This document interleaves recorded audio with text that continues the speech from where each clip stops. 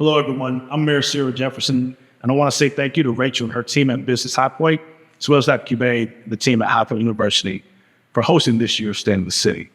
I'm sad that I can't be with you. However, I'm unable to be with you due to my participation in the Bloomberg Harvard City Leadership Initiative, where I'm gathered with mayors from all over the world here in New York City as we discuss innovation for local government. And as we discuss that innovation, it's the kind of work that we want to bring back to each of our communities, the kind of work that I want to bring back to High Point. In last year's election, you all trusted us to represent you. And in doing so, we're learning from you, our community, to become more strategic, more intentional, and more collaborative as we work to become High Point United. Ladies and gentlemen, I'm proud to say that our investments and courage in this community is yielding dividends, the kind of dividends that see the heart of our city and our downtown flourish, the public and private partnerships. We're seeing not only our great Rockers baseball team set off for another great successful season, but also welcoming the exciting Carolina Core FC and what they're doing in our city. When we came together to begin revitalization as a community, we had some hopes in mind. Our hope was that not only would we see more activity in our downtown, but that we would improve our tax base. This public-private partnership was so successful that we exceeded our goal of $100 million improvement in 10 years. Instead, in 6 years, we did $250 million of improvement to our tax base. That's huge. That's not just in us, that's you all as well, which is why it's not enough to talk about investing in High Point the place. We must also talk about investing in High Point the people. Our work is to become the single most livable, safe, and prosperous community in America, full stop. And we want to ensure that all residents have a certain quality of life, which is why the Fair Housing Ordinance that we worked on earlier this year is paramount to the success of our city to ensure that no resident faces discrimination when it comes to the housing options that they choose. We also invested in a disparity study to think about how, as a government, we're partnering and working with small businesses when it comes to our supplier diversity.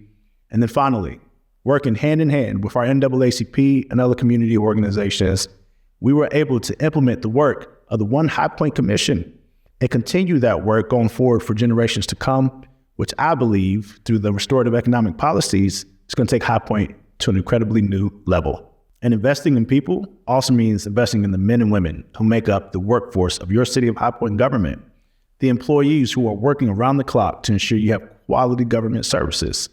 We invest by ensuring that we offer competitive salaries, training and leadership development for all of our folks, and also offering a healthy workplace culture, which will ensure that your city of High Point government operates with efficiency, with fidelity, and with compassion. And this great work fills me with optimism about High Point's future. That same optimism seemed apparent as we came together as a community to create our 2045 comprehensive plan. And in that plan, we made a commitment that we will continue to try to do the hard things that we promised. So that includes expanding our tax base, creating that equitable environment for all our residents that we talked about, and maintaining the services that are important to you. That hard work also looks at how we continue to work with our partners. We have shown that we are a community that listens to our residents and weaves those voices into our brand. And what is that brand? Simply, as High Point, what we create changes the world. We see that in our arts and design community that's been fueled by a 100-plus-year-old legacy of our furniture market.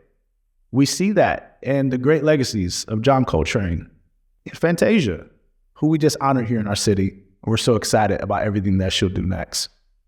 We're also excited because in areas like Washington Street, where there is opportunity for small businesses to continue to be supported, we'll continue to lean on the great work of Business High Point, D-Up, so many other great organizations there who are looking to bring back not only commerce, bring back opportunity, bring back excitement, bring back faith in our community and the heart of our city. We care.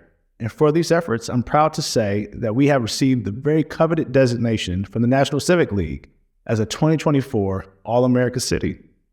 But this is just beginning. If we put our minds to it, we can lean on one another and achieve whatever we set our minds to.